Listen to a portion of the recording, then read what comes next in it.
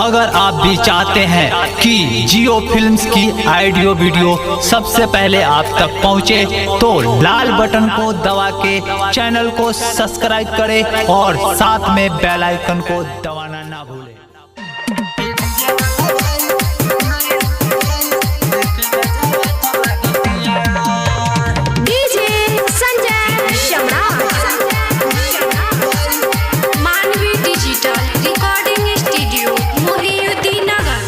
DJ वाला भाई,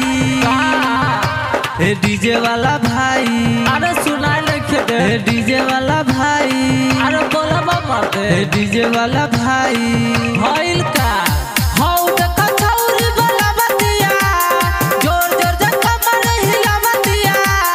DJ वाला भाई नंबर देला छ डीजे वाला भाई चल चल आवतानी डीजे वाला भाई लान मारतिया, जोर जोर से कमर हिला बतिया। डीजे वाला भाई लान मारतिया, देखे में जवान जत लागतिया।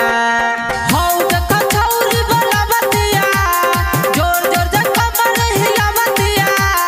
डीजे वाला भाई कुछ बोलला छ डीजे वाला भाई व्हाट्सएप नंबर ले ले डीजे वाला भाई लान मारतिया, जोर जोर से कमर हिलावतिया। डीजे वाला भाई लान मारतिया, देखे में जवान जत लागतिया।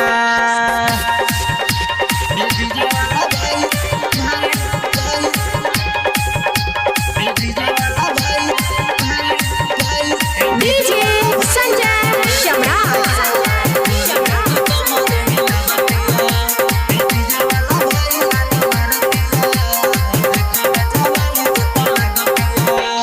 निमुआ देखावतिया मन मसा मसबा, देखे में लगता कि माल बड़ी टंचबा।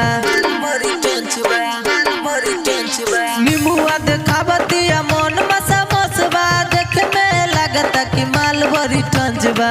छौरन में मार करावतिया, ढोलिया के अपना देखावतिया।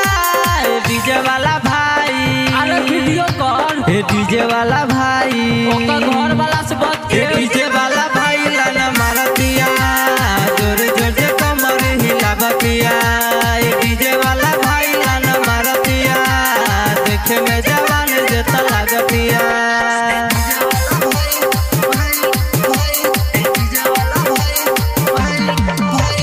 डीजे संजय सम्राट।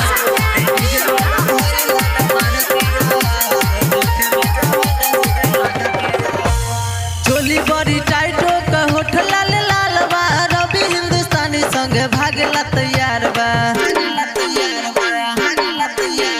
चोली बड़ी टाइटो का होठ लाल लाल बा, सूजय अंकुर जोरे भागला तैयार बा। बारे बारे हमरे निहारतिया, असता हूँ मैं मन पागला बतिया। डीजे वाला भाई नंबर दे देलस डीजे वाला भाई ठीक बा कपिया है डीजे वाला भाई लान मारतिया, जोर जोर से कमर हिलावतिया। डीजे वाला भाई लान मारतिया, देखे में जवान जत लागतिया। हौ देखा छौरी वाला बतिया, जोर जोर से कमर हिलावतिया।